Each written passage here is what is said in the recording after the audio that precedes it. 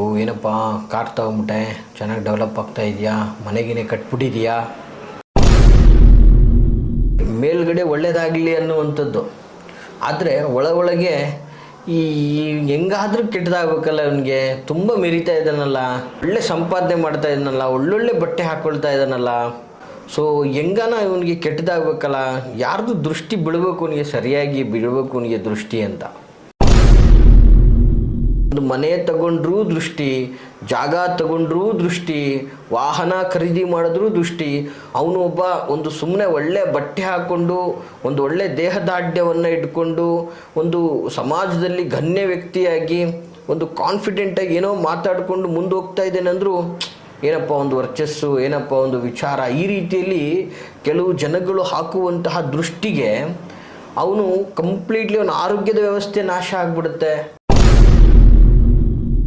ಈ ಕ್ರೂರ ಕಣ್ಣುಗಳಿಗೆ ತುಂಬಾ ಒಂದು ರೀತಿಯಾದಂಥ ಪವರ್ ಇರ್ತದೆ. ಸೊ ಹೀಗಾಗಿ ಒಂದು ಸುಂದರವಾದ ವ್ಯವಸ್ಥೆ ನಾಶ ಆಗಿಬಿಡ್ತದೆ.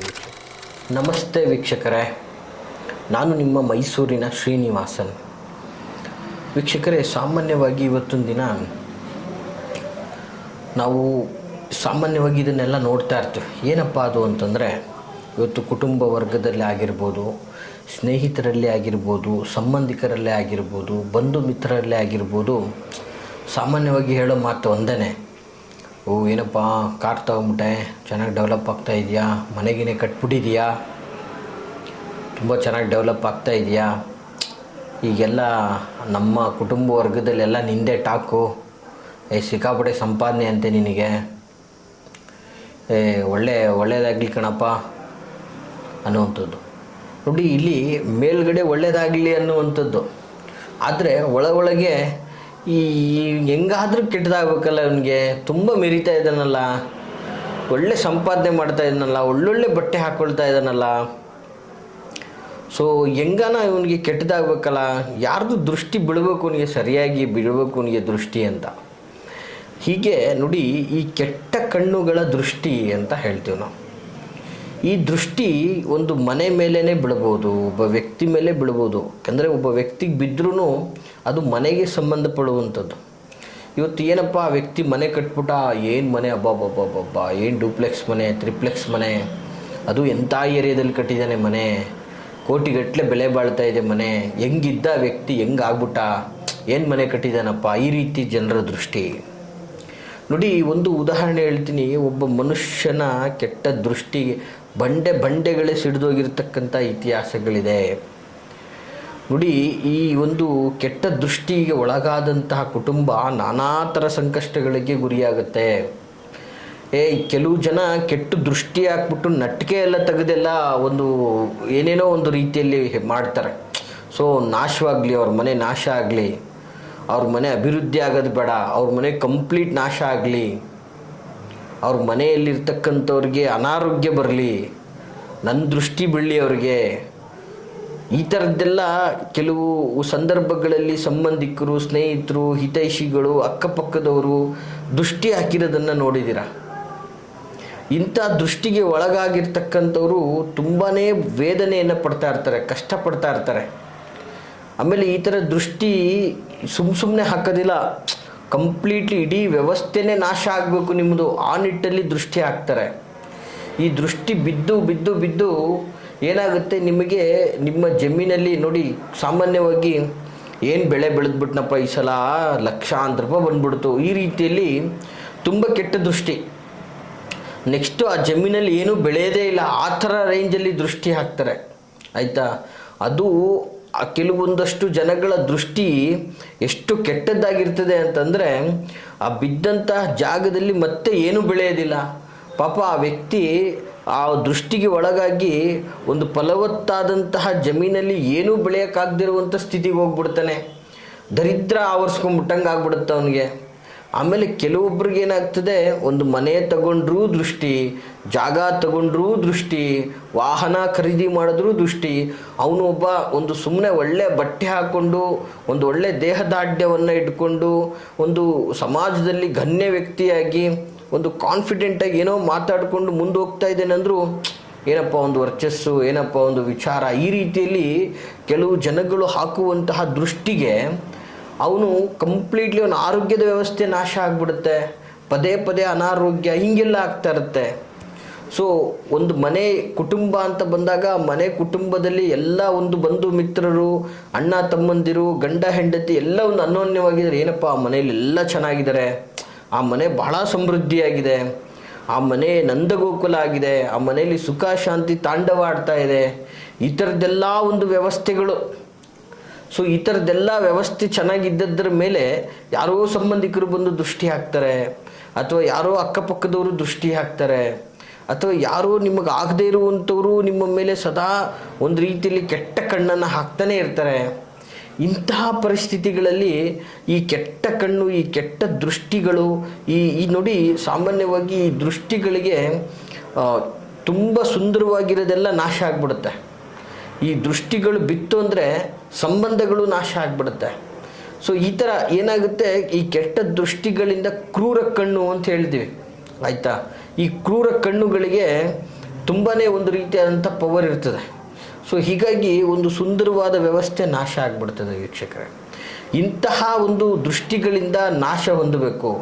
ಅಥವಾ ಈ ಥರ ದೃಷ್ಟಿ ನಿಮಗೆ ಆಗಿದೆಯಾ, ನಿಮ್ಮ ಮನೆ ಮೇಲೆ ಈ ಥರ ದೃಷ್ಟಿ ನಿಮಗೆ ಆಗಿದೆಯಾ, ಇದನ್ನು ಹೇಗೆ ತಿಳ್ಕೋಬೇಕು ಅನ್ನುವಂಥದ್ದನ್ನು ಬಹಳ ಸುಲಭವಾದ ವಿಧಾನದಲ್ಲಿ ನಾನು ಹೇಳ್ತಾ ಇದ್ದೀನಿ ವೀಕ್ಷಕರೇ. ಬಹಳ ಅದ್ಭುತವಾದಂತಹ ಮಾಹಿತಿ, ಸ್ಕಿಪ್ ಮಾಡದೆ ಅಥವಾ ಸರಿಯಾದ ರೀತಿಯಲ್ಲಿ ಗಮನ ಕೊಟ್ಟು ಕೇಳಿ ಅಂತ ಹೇಳಕ್ಕೆ ಇಷ್ಟಪಡ್ತೀನಿ ನಾನು. ಬಹಳ ವಿಶೇಷವಾದಂತಹ ಮಾಹಿತಿ. ನಿಮ್ಮ ಮೇಲೆ ಕೆಟ್ಟ ಕಣ್ಣಿನ ಪ್ರಭಾವ ಆಗಿದೆಯಾ, ಕೆಟ್ಟ ಕಣ್ಣುಗಳು ಬಿದ್ದಿದೆಯಾ ಅಂತಕ್ಕಂಥದ್ದು ಹೇಗೆ ನೋಡ್ಕೊಳ್ಳುವಂಥದ್ದು ಅಥವಾ ಇದರಿಂದ ಮುಕ್ತಿ ಹೊಂದುವಂಥದ್ದನ್ನು ಒಂದೇ ಒಂದು ವಿಧಾನದಲ್ಲಿ ನಾನು ನಿಮಗೆ ತಿಳಿಸ್ಕೊಡ್ತಾ ಇದ್ದೀನಿ. ಬಹಳ ಬಹಳ ಸುಲಭವಾದಂತಹ ಪವರ್ಫುಲ್ ಆದಂತಹ ತಂತ್ರ ಸ್ವರೂಪ ಇದಾಗಿರ್ತದೆ. ಬಹಳ ಸೂಕ್ಷ್ಮವಾಗಿ ಮಾಡಿ ತುಂಬ ಒಳ್ಳೆಯದಾಗ್ತದೆ ನೋಡಿ. ಸಾಮಾನ್ಯವಾಗಿ ಇದನ್ನು ನಿಮ್ಮ ಮನೆಯಲ್ಲಿರ್ತಕ್ಕಂತಹ ಒಂದಷ್ಟು ಇಂಗ್ರೀಡಿಯೆಂಟಿಂದ ಇದನ್ನು ಕ್ಲಿಯರ್ ಮಾಡ್ಕೋಬೋದು. ಭಾಳ ಅಂದರೆ ಬಹಳ ಸುಲಭ. ತಾಳ್ಮೆಯಿಂದ, ಏಕಭಾವದಿಂದ, ನಂಬಿಕೆಯಿಂದ ಮಾಡಬೇಕಷ್ಟೆ. ಯಾವುದನ್ನೇ ಮಾಡಿದ್ರೂ ಕೂಡ ಏನು ಮಾಡಬೇಕಪ್ಪ ಅಂತಂದರೆ, ಮೊದಲನೇದಾಗಿ ಒಂದು ಪಾತ್ರೆಯಲ್ಲಿ 3/4 ಭಾಗ ನೀರು, ಸಾಮಾನ್ಯವಾಗಿ ಯಾವುದಾದ್ರೂ ಒಂದು ಪಾತ್ರೆ, ಒಂದು ಸಣ್ಣ ಒಂದು ತಟ್ಟೆ ಥರ ಆಗ್ಬೋದು, ಅಥವಾ ನಾವು ಒಂದು ಸಭೆ ಸಮಾರಂಭಕ್ಕೆ ಏನಾದರೂ ಒಂದಷ್ಟು ಫಲಗಳನ್ನು ಇಡ್ತೀವಲ್ಲ ಆ ಥರದ ಒಂದು ಟ್ರೇ ಆಗಿರ್ಬೋದು, ಇನ್ನೊಂದು ಮತ್ತೊಂದು ಯಾವುದಾದ್ರೂ ಒಂದು, ಅದರಲ್ಲಿ 3/4 ಭಾಗದಷ್ಟು ನೀರನ್ನು ಹಾಕಿ 2 ಚಮಚದಷ್ಟು ಕುಂಕುಮವನ್ನು ಅದರಲ್ಲಿ ಹಾಕಬೇಕು ವೀಕ್ಷಕರೇ. ಈ ನೀರು ಮತ್ತು ಕುಂಕುಮವನ್ನು ಸಂಪೂರ್ಣವಾಗಿ ಚೆನ್ನಾಗಿ ಮಿಕ್ಸ್ ಮಾಡಬೇಕು, ಕಲಿಸ್ಕೊಳ್ಬೇಕು. ಯಾವುದೇ ಕಾರಣಕ್ಕೂ ಗಂಟಾಗಬಾರ್ದು. ಗಂಟು ಆಗದೇ ಇರೋ ರೀತಿಯಲ್ಲಿ ಸಂಪೂರ್ಣವಾಗಿ ಕಲಸಿ, ನಂತರ ಈ ಒಂದು ಲಿಂಬೆ ಹಣ್ಣನ್ನು ನೋಡಿ, ಸಾಮಾನ್ಯವಾಗಿ ಲಿಂಬೆಹಣ್ಣು ಸುಲಭವಾದಂತಹ ವಸ್ತು ಅಲ್ಲ. ಈ ಲಿಂಬೆ ಹಣ್ಣಲ್ಲಿ ನಾನಾ ರೀತಿಯಾದಂತಹ ಶಕ್ತಿಗಳನ್ನು ನಾಶ ಮಾಡುವಂತಹ ಶಕ್ತಿ ಇರ್ತದೆ. ಆಮೇಲೆ ಈ ಲಿಂಬೆ ಹಣ್ಣನ್ನು ನಾವು ಸಾಮಾನ್ಯವಾಗಿ ಇವತ್ತಿನ ದಿನ ಪೋರ ಅಥವಾ ಬಲಿ ಅಂತ ಏನು ಹೇಳ್ತೀವಿ, ಇವತ್ತಿನ ದಿನ ನಾವು ಕೆಲವು ದೇವತೆಗಳಿಗೆ ಈ ಕುಳಿ, ಕೋಳಿ ಅಥವಾ ಕುರಿ ಇತ್ಯಾದಿಗಳನ್ನು ಬಲಿಯನ್ನು ಹೇಗೆ ಮಾಡ್ತಾರೋ ಆ ರೀತಿಯಲ್ಲಿ ಸಾತ್ವಿಕವಾಗಿ ಈ ಲಿಂಬೆ ಹಣ್ಣನ್ನು ಕೊಯ್ದರೂ ಕೂಡ ಒಂದು ಬಲಿ ಅಂತ ಕೂಡ ಹೇಳ್ತೀವಿ ಅದನ್ನು. ಸೊ ಈ ರೀತಿಯಾಗಿ ಒಂದು ಲಿಂಬೆ ಹಣ್ಣನ್ನು ಕೊಯ್ದು ಅದರ 2 ಹೋಳಿನ ಸಂಪೂರ್ಣ ರಸವನ್ನು ಈ ಒಂದು ನೀರಿನಲ್ಲಿ ಮಿಕ್ಸ್ ಮಾಡಬೇಕಾಗ್ತದೆ ನೋಡಿ. ಸಂಪೂರ್ಣ ರಸವನ್ನು ಹೀರಿದ ನಂತರ ಸೊ ಈ ಒಂದು ಬಣ್ಣ ಯಾವ ರೀತಿಯಲ್ಲಿ ಆಗ್ತದೆ ಅಂದರೆ, ಕಂಪ್ಲೀಟ್ಲಿ ರಕ್ತವರ್ಣಕ್ಕೆ ತಿರುಗಬೇಕದು. ಖಂಡಿತ ತಿರುಗುತ್ತೆ ಕೂಡ. ಕಂಪ್ಲೀಟ್ಲಿ ಮನುಷ್ಯನ ರಕ್ತ ಯಾವ ಒಂದು ಸ್ವರೂಪದಲ್ಲಿರ್ತದೆ, ಯಾವ ಒಂದು ವರ್ಣದಲ್ಲಿರ್ತದೆ, ಆ ಬಣ್ಣಕ್ಕೆ ಕಂಪ್ಲೀಟಾಗಿ ತಿರುಗುತ್ತೆ ಅದು. ನಂತರ ಅದನ್ನು ನಿಮ್ಮ ಮನೆಯ ಹೊರಗಡೆ, ಮುಖ್ಯವಾಗಿ ಹೇಳ್ತಾ ಇದ್ದೀನಿ ಕೇಳಿ, ಈ ತಂತ್ರ ಏನೆಲ್ಲ ಸಂಪೂರ್ಣವಾಗಿ ಮಾಡ್ಕೊಳ್ಳೋದಕ್ಕೆ ನೀವು ದಯವಿಟ್ಟು ಮನೆ ಹೊರಗಡೆಯಿಂದ ಮಾಡೋದೇ ಉತ್ತಮ. ಇದನ್ನೆಲ್ಲ ಮನೆ ಹೊರಗಡೆ ಇಟ್ಕೊಂಡು ಮನೆ ಹೊರಗಡೆ ಮಾಡಿದ್ರೆ ತುಂಬಾ ಒಳ್ಳೆಯದು ವೀಕ್ಷಕರೇ. ಮನೆಯ ಹೊರಗಡೆ ಮುಖ್ಯ ದ್ವಾರಕ್ಕೆ, ವಿಶೇಷವಾಗಿ ಮುಖ್ಯ ದ್ವಾರಕ್ಕೆ ಸಂಪೂರ್ಣವಾಗಿ ಇಳೆಯನ್ನು ತೆಗಿಬೇಕು. ಮೇಲಿಂದ ಕೆಳಗೆ, ಎಡದಿಂದ ಬಲಕ್ಕೆ 3 ಸಾರಿಯಾಗಿ ಸಂಪೂರ್ಣ ಇಳೆಯನ್ನು ತೆಗೆದ ನಂತರ ವೀಕ್ಷಕರೇ, ನೀಟಾಗಿ ಇಳೆಯನ್ನು ತೆಗಿಬೇಕಾದ್ರೆ ನಿಮ್ಮ ಮನಸ್ಸಲ್ಲಿ ಶ್ರದ್ಧಾ ಭಕ್ತಿಪೂರ್ವಕವಾಗಿ ನಮಗೆ ಕೆಟ್ಟ ಕಣ್ಣನ್ನು ಹಾಕಿರ್ತಕ್ಕಂಥದ್ದು, ನಮ್ಮ ಮನೆಯ ಮೇಲೆ ಕೆಟ್ಟ ಕಣ್ಣು ಹಾಕಿರ್ತಕ್ಕಂಥವ್ರು ನಮ್ಮ ಮನೆಯ ಮೇಲೆ ಕೆಟ್ಟ ಕಣ್ಣು ಹಾಕಿದೆಯಾ ಇಲ್ವಾ, ಈ ಎಲ್ಲ ವಿಚಾರಗಳನ್ನು ಮನದಲ್ಲಿ ನೀವು ಪ್ರಾರ್ಥನೆಯನ್ನು ಮಾಡ್ತಾ ಈ ಒಂದು ಕಾರ್ಯವನ್ನು ಮಾಡಬೇಕಾಗ್ತದೆ. ಹೀಗೆ ನೀವು ಕಂಪ್ಲೀಟ್ಲಿ ಇಳೆಯನ್ನು ತೆಗೆದ ನಂತರ ಆ ಒಂದು ನೀರನ್ನು ನೋಡಿ ನೀವು ಬೇಕಾದರೆ ಸಂಪೂರ್ಣವಾಗಿ ಒಂದು ರೀತಿಯಲ್ಲಿ ಮೊಸರು ಹೊಡೆದ ಆ ರೀತಿಯಲ್ಲಿ ಕಾಣಲಿಕ್ಕೆ ಪ್ರಾರಂಭವಾಗ್ತದೆ. ಈ ರೀತಿಯಾಗಿ ಮೊಸರು ಹೊಡೆದ ರೀತಿಯಲ್ಲಿ ಕಾಣ್ತಾ ಇದೆ ಅಂತ ಬಂದರೆ ಖಂಡಿತವಾಗಿಯೂ ನಿಮ್ಮ ಮೇಲೆ ಕೆಲವು ಜನಗಳ ಕೆಟ್ಟ ದೃಷ್ಟಿ ಬಿದ್ದಿದೆ ಅಂತ ಅರ್ಥ. ವೀಕ್ಷಕರೇ, ಯಾವಾಗ ಈ ರೀತಿ ಹೊಡೆದಿದೆ ಅಂತ ಕಂಡು ಬರುತ್ತೋ 100ಗೆ 200% ನಿಮ್ಮ ಕುಟುಂಬದ ಮೇಲೆ, ನಿಮ್ಮ ಮನೆಯ ಮೇಲೆ, ನಿಮ್ಮಲ್ಲಿರ್ತಕ್ಕಂತಹ ಕುಟುಂಬದ ಸದಸ್ಯರುಗಳ ಮೇಲೆ ನಿಮಗೆ ಕೆಟ್ಟ ಕಣ್ಣಿನ ದೃಷ್ಟಿ ಬಿದ್ದಿದೆ ಅಂತ ಅರ್ಥ. ಸೊ ಈ ರೀತಿಯಾಗಿ ನೀವು ತಿಳ್ಕೊಂಡ ನಂತರ ಆ ನೀರನ್ನು ಸಂಪೂರ್ಣವಾಗಿ ಒಂದು ಯಾವುದಾದ್ರೂ ಗಿಡದ ಬುಡಕ್ಕೆ ಹಾಕಬೇಕು ವೀಕ್ಷಕರೇ. ಸಾಮಾನ್ಯವಾಗಿ ಇದನ್ನು ನೀವು ರೋಡ್ಗೆ ಹಾಕೋದು ಅಥವಾ ಎಲ್ಲಿ ಬೇಕಲ್ಲಿ ಬಿಸಾಕೋದು ಮಾಡಿದಾಗ ಅದು ಏನಾಗ್ತದೆ, ಪಾಪ ಯಾರೋ ಒಬ್ಬರು ನೋಡದೆ ಅದನ್ನು ದಾಟಿದಾಗ ಆ ದೃಷ್ಟಿಗಳೆಲ್ಲ ಅವ್ರ ಮೇಲೆ ಬಿದ್ದಂಗೆ ಆಗ್ಬಿಡ್ತದೆ. ಆ ಥರದ ಕರ್ಮ ನಿಮಗೆ ಬೇಡ ಅಂತ ನಾನು ಹೇಳಲಿಕ್ಕೆ ಇಷ್ಟಪಡ್ತೀನಿ. ನಾವು ಒಬ್ಬರಿಗೆ ಕೆಡಕನ್ನು ಮಾಡೋದು ಬೇಡ. ಆ ಒಂದು ದೃಷ್ಟಿಕೋನದಿಂದ ಆ ನೀರನ್ನು ಸಂಪೂರ್ಣವಾಗಿ ಗಿಡಕ್ಕೆ ಹಾಕಬೇಕಾಗ್ತದೆ. ನೋಡಿ, ಆ ನೀರನ್ನು ನೀವು ಗಿಡಕ್ಕೆ ಹಾಕಿದ ನಂತರ ನೀವು ಉಂಟಲ್ಲ, ಒಂದು ವಾರ, ಸುಮಾರು ಒಂದು 11 ಮಂಗಳವಾರ ಈ ಒಂದು ತಂತ್ರವನ್ನು ನೀವು ಮಾಡಬೇಕಾಗ್ತದೆ. 11 ಮಂಗಳವಾರ ನೀವು ಆ ಗಿಡಕ್ಕೆ ನೀರನ್ನು ಹಾಕಿದರೆ ಉಂಟಲ್ಲ, ಸಂಪೂರ್ಣ ಗಿಡ ಒಣಗೋಗ್ಬಿಟ್ಟಿರ್ತದೆ. ಈ ರೀತಿಯಾಗಿ ನೀವು ನೋಡ್ಬೋದು ಬೇಕಾದರೆ ಎಷ್ಟು ಕೆಟ್ಟ ಪ್ರಭಾವಗಳು ನಿಮ್ಮ ಮೇಲೆ ಬಿದ್ದಿರ್ತದೆ ಅಂತ. ಈ ಒಂದು ತಂತ್ರವನ್ನು ವಿಶೇಷವಾಗಿ ನೀವು 11 ಮಂಗಳವಾರಗಳ ಕಾಲ ಪ್ರತ್ಯೇಕವಾಗಿ ಈ ತಂತ್ರವನ್ನು ಮಂಗಳವಾರ ದಿನವೇ ಮಾಡಬೇಕು.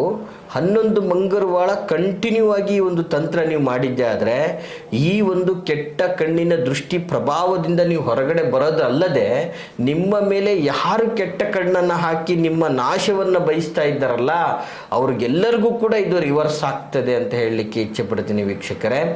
ಬಹಳ ಅದ್ಭುತವಾದಂತಹ ಒಂದು ತಂತ್ರ, ಶಕ್ತಿಶಾಲಿಯುತವಾಗಿ ಪವರ್ಫುಲ್ ಆದಂತಹ ತಂತ್ರ ಇದಾಗಿರುತ್ತೆ. ಮಾಡಿ ಖಂಡಿತವಾಗಿಯೂ ಈ ಎಲ್ಲ ದೃಷ್ಟಿಗಳಿಂದ ನೀವು ದೂರ ಉಳಿರಿ, ಸಂಪತ್ತು ನಿಮಗೆ ಅಧಿಕವಾಗಲಿ ಅಂತ ನಾನು ಆಶಿಸ್ತೀನಿ ವೀಕ್ಷಕರೇ. ಈ ಮಾಹಿತಿ ತಮಗೆ ಇಷ್ಟವಾಗಿದ್ದರೆ ಲೈಕ್ ಮಾಡಿ. ಹಾಗೆ ಯಾರೆಲ್ಲ ಈ ಒಂದು ಕೆಟ್ಟ ಕಣ್ಣಿನ ದೃಷ್ಟಿಯ ಬಾಧೆಗೆ ಒಳಗಾಗಿ ತೊಂದರೆಯನ್ನು ಅನುಭವಿಸ್ತಾ ಇದ್ದಾರೆ ಅವ್ರಿಗೆ ತಪ್ಪದೇನೆ ಈ ಒಂದು ವಿಡಿಯೋವನ್ನು ನೀವು ಶೇರ್ ಮಾಡಿ ಅಂತ ಹೇಳ್ತಾ, ಹಾಗೆ ನಿಮ್ಮ ಯಾವುದೇ ಥರದ ಕಷ್ಟ, ಕಾರ್ಪಣ್ಯ, ವೈಯಕ್ತಿಕ ವಿಚಾರಗಳನ್ನು ನಮ್ಮೊಟ್ಟಿಗೆ ಸಮಾಲೋಚನೆ ಮಾಡ್ಕೋಬೇಕು ಅಂದರೆ ವಿಡಿಯೋದಲ್ಲಿ ಕಾಣ್ತಾ ಇರ್ತಕ್ಕಂತಹ ಸಂಖ್ಯೆಗೆ ಕರೆ ಮಾಡಿ ಅಂತ ಹೇಳ್ತಾ ಎಲ್ರಿಗೂ ಶುಭವಾಗಲಿ. ನಮಸ್ಕಾರ.